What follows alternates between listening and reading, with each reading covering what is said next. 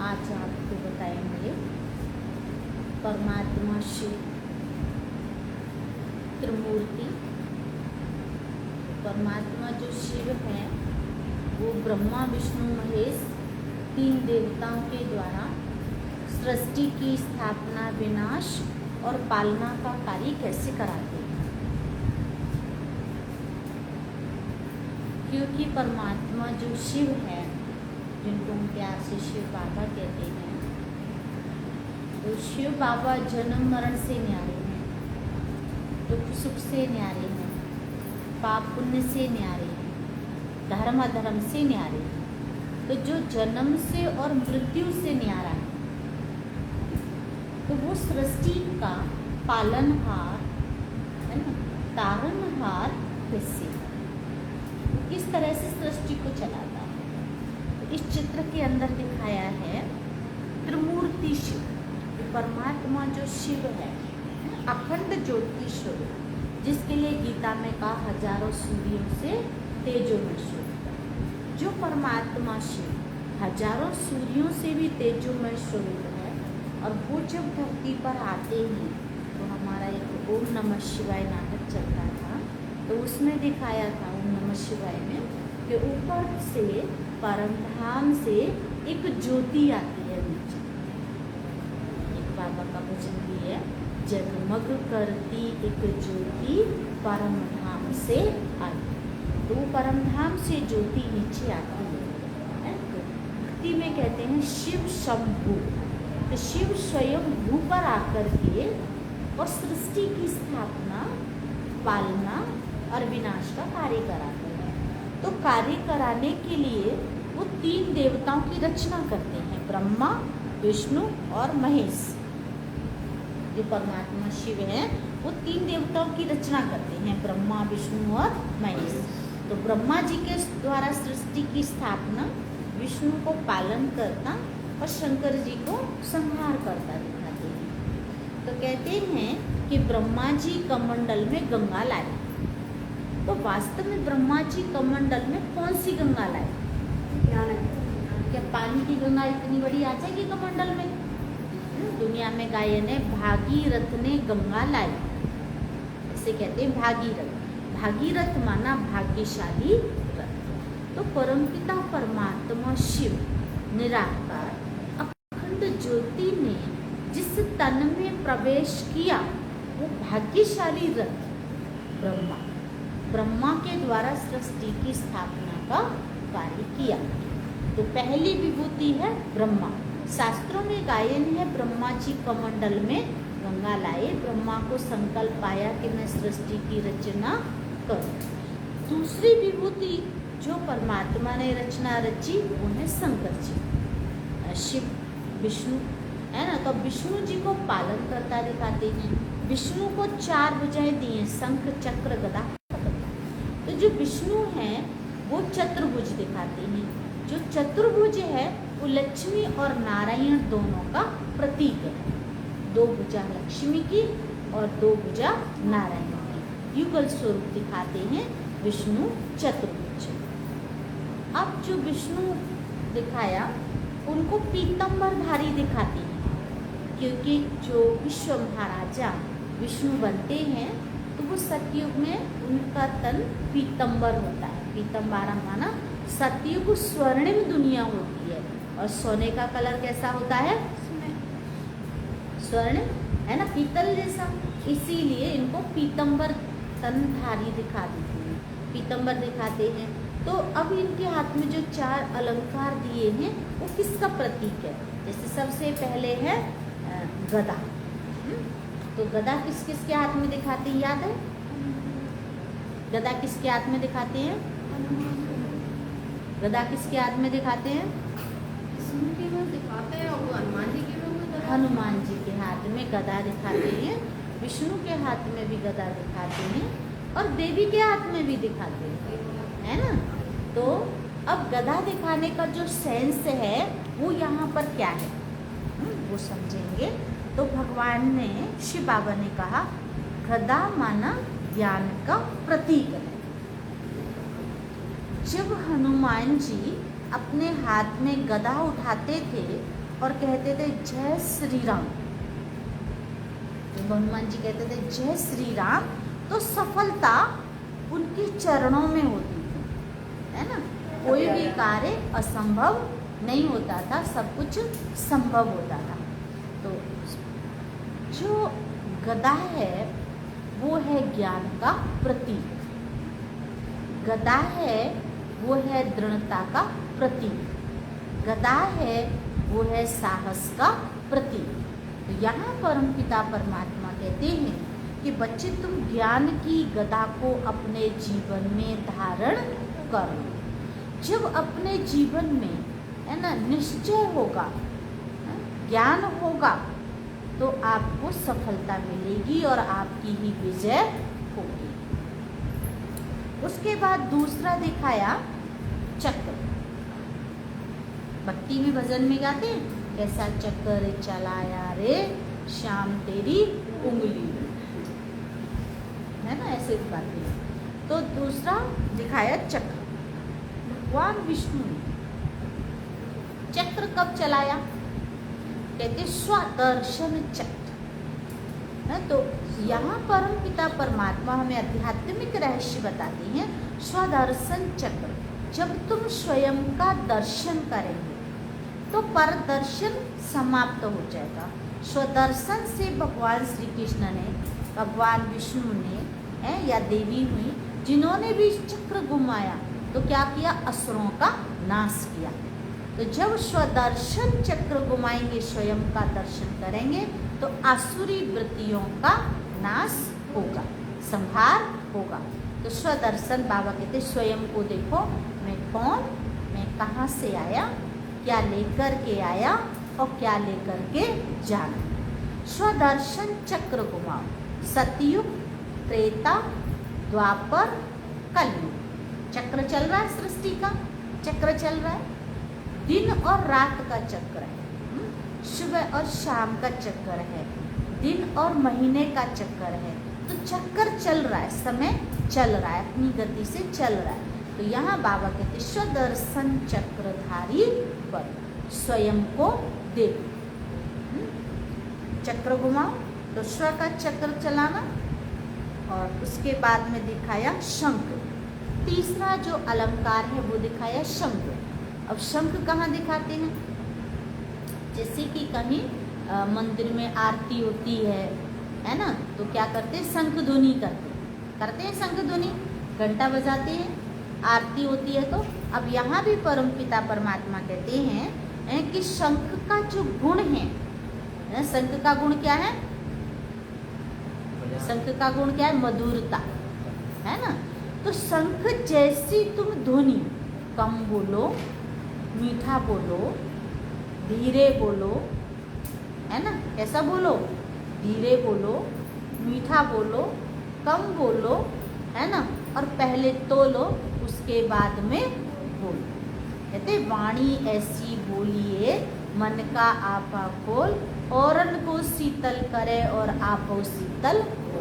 जैसे शंख हर समय नहीं बजाया जाता, शंख बजाने का समय निर्धारित होता है, ऐसे ही परमपिता परमात्मा कहते हैं शंख का गुण मधुरता है, तो हम अपने जीवन में मधुरता का गुण धारण करें, शंख जैसी ध्वनि करें। इसके बाद दिखाया कमल।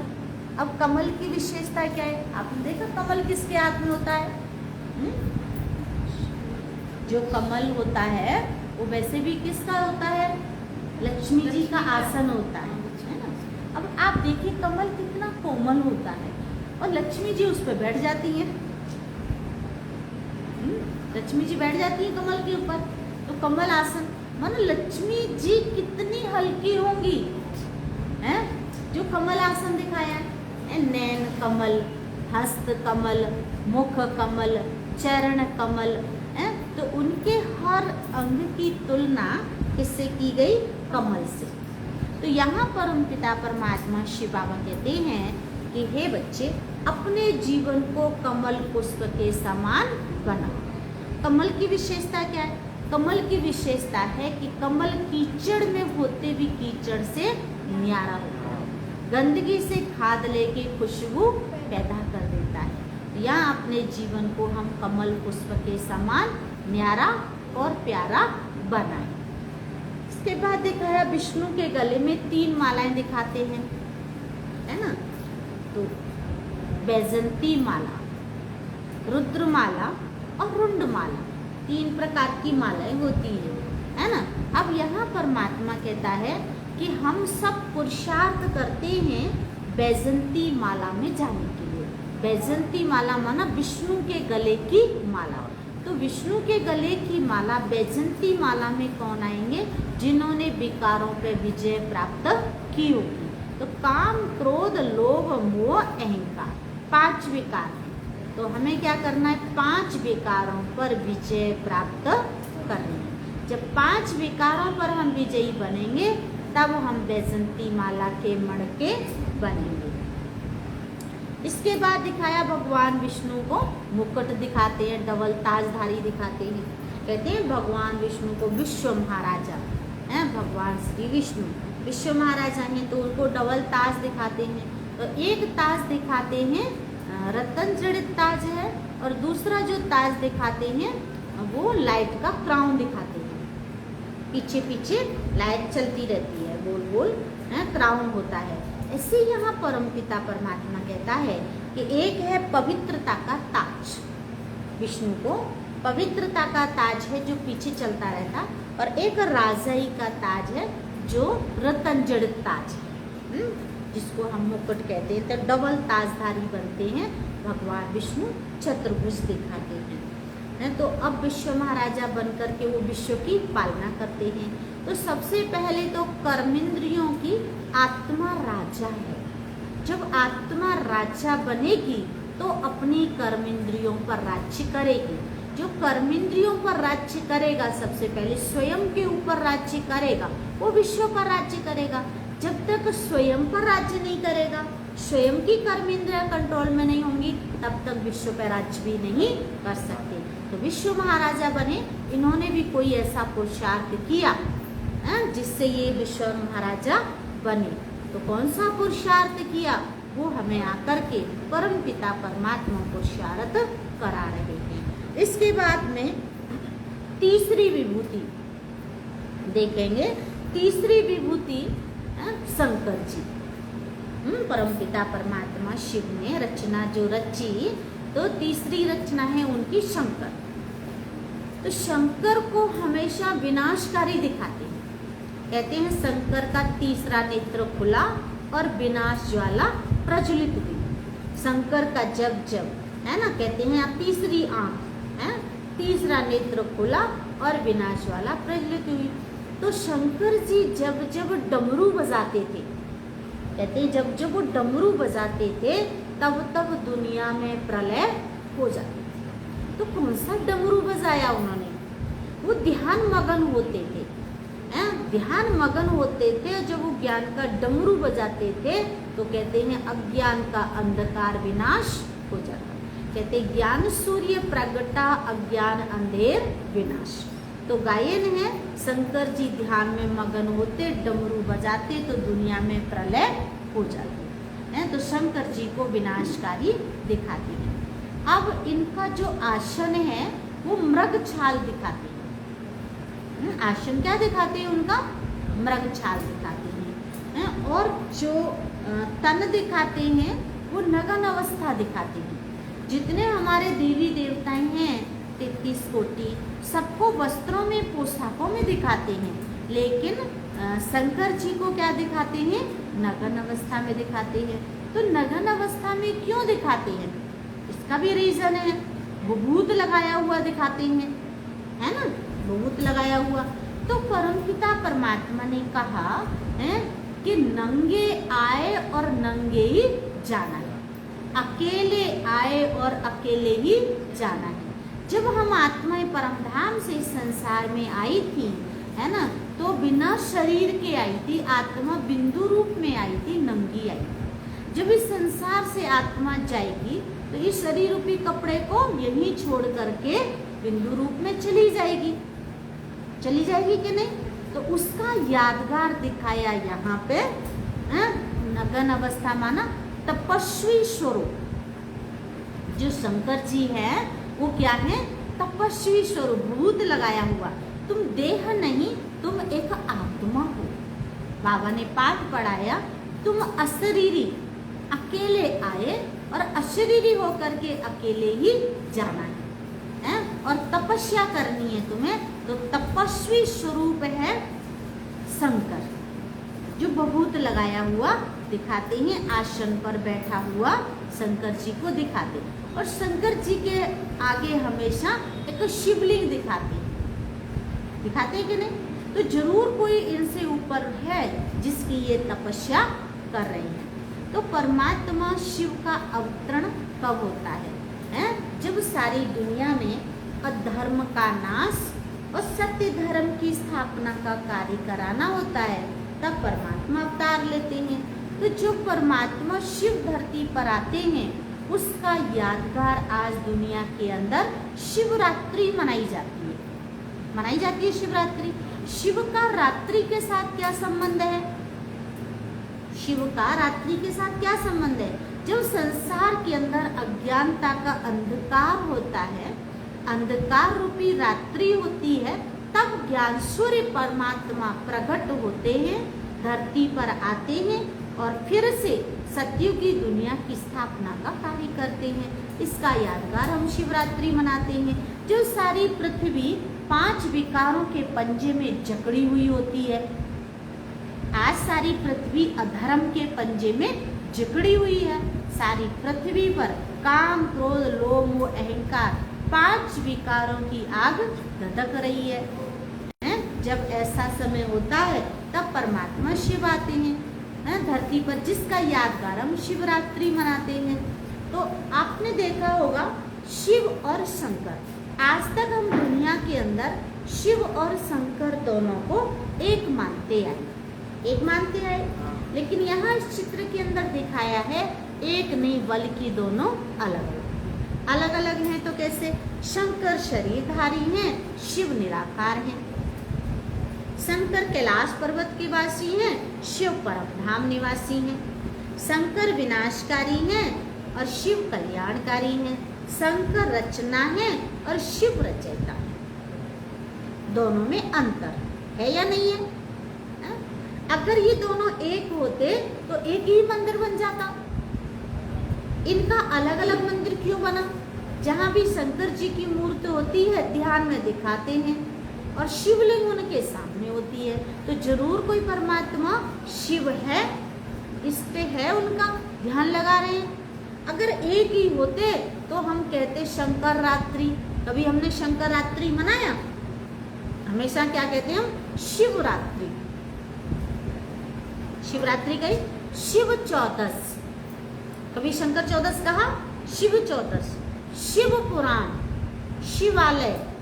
तो जरूर परमात्मा शिव धरती पर आते हैं, तभी तो हम उनका यादगार शिवरात्रि मनाते हैं। तो शिवरात्रि तो यहाँ देखो, जो अज्ञान का अंधकार है और 5 भूत, काम, क्रोध, लोभ, मोह, अहंकार, जब 5 भूतों का क्या होता है? प्रकोप होता है, तब परमात्मा शिव अखंड ज्योति स्वरूप संसार में क्या होता? अवतरित होते हैं।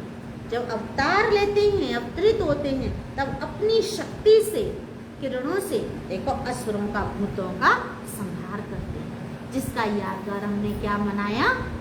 शिवरात्रि। और शिवरात्रि के दिन हम शिव का पूजन करते हैं, जल अभिषेक करते हैं। तो 1 लोटा भर के पानी ले जाते हैं, उसमें 2 बूंद दूध और 2 बूंद गंगा जल डालते हैं कि नहीं डालते हैं? 2 बूंद दूध और 2 बूंद क्या डालेंगे? गंगा जल।